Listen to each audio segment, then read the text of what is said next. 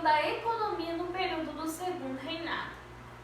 Bom, aqui nós já vamos ter um foco de um produto que está no auge da economia, que é a produção cafeeira, é o café.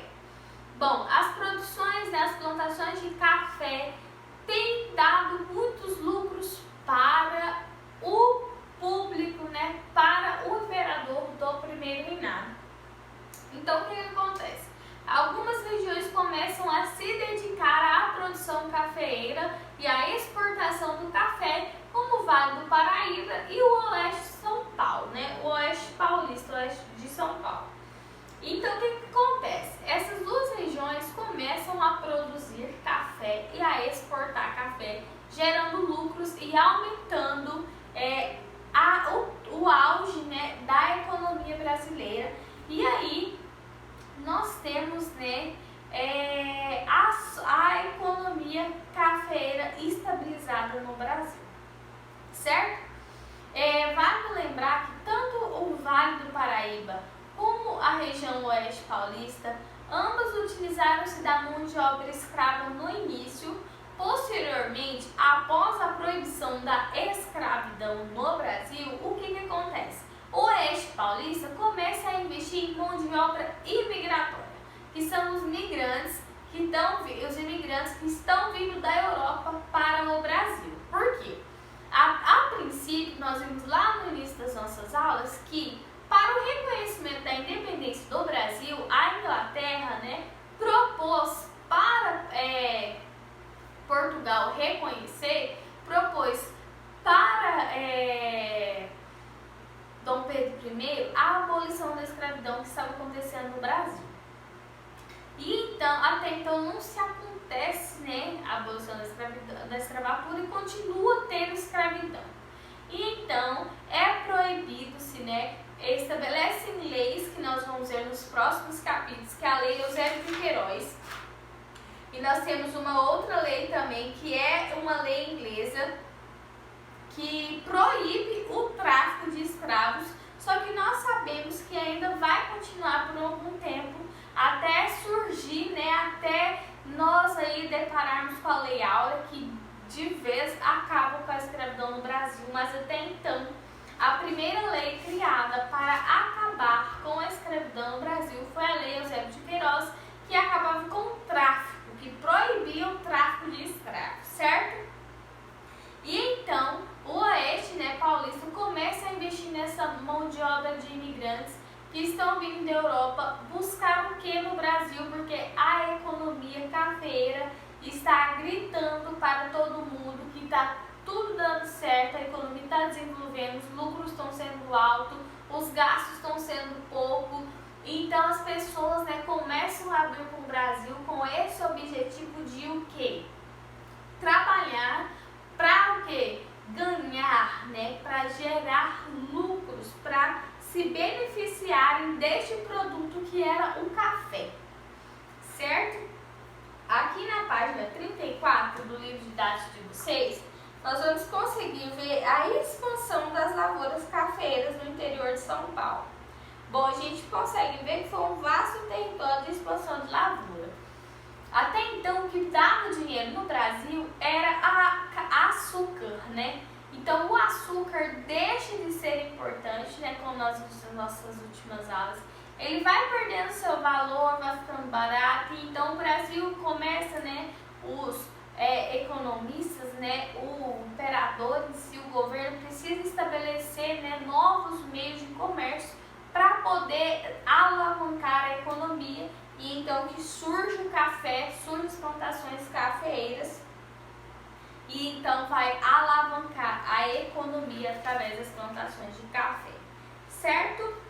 Aqui na página 35, o livro traz pra gente que diante deste quadro econômico, com o objetivo de incentivar a indústria nacional, o governo criou em 1844 a tarifa Alves Branco, que tinha como objetivo, né, aumentar a arrecadação fiscal com o aumento dos impostos cobrados sobre os produtos industrializados estrangeiros. Então, essa tarifa Alves Branco tinha como objetivo o quê? Aumentar os valores de importação, né? Porque quando a gente importa, né, quando a gente na verdade exporta, os nossos lucros têm que ser mais altos do que quando a gente importa.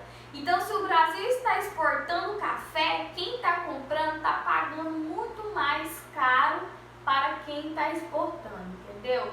Vocês compreenderam?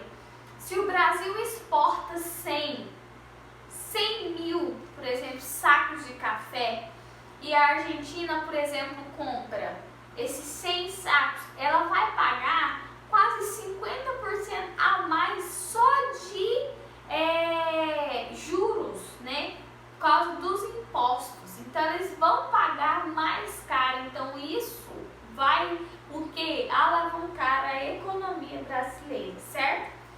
E então começa-se a ter, né, no segundo reinado, os picos de industrialização, os picos de começar-se a construir, né, a elaborar fábricas para começar a industrializar a produção do café e outros meios para industrialização, certo? Agora na página 37 nós vamos ver aí uma lei que foi estabelecida, né, após essa nova forma de economia que foi a produção cafeeira e o fim da escravidão. Nós vamos ver mais a fundo sobre o fim da escravidão no próximo capítulo. Aqui a gente vai ver por alto, né? Nós vamos começar a ver alguns benefícios que vão começar a surgir com o fim da escravidão. Acompanhe comigo. Lei de terras. A iminência do fim da escravidão e a recente entrada de uma grande quantidade de imigrantes no Brasil geraram entre os membros da elite agrária nacional o temor de ter a posse da terra ameaçada por novos grupos sociais. E então, né, tal situação fez com que esses membros pressionassem o governo, que em 1850 promulgou a Lei de Terras. O que consistia a Lei de Terras? Essa lei determinava que a propriedade de terras no país somente seria reconhecida por meio da posse de um documento assinado por um juiz. Então, para você ter uma terra, não é só de boca. Ah, essa terra pertence a fulano de tal, essa terra pertence a fulano de tal. Não, agora para você ter uma terra, você precisa ter um documento que comprove que você pagou por aquela terra. E esse documento precisava ser assinado por um juiz, certo?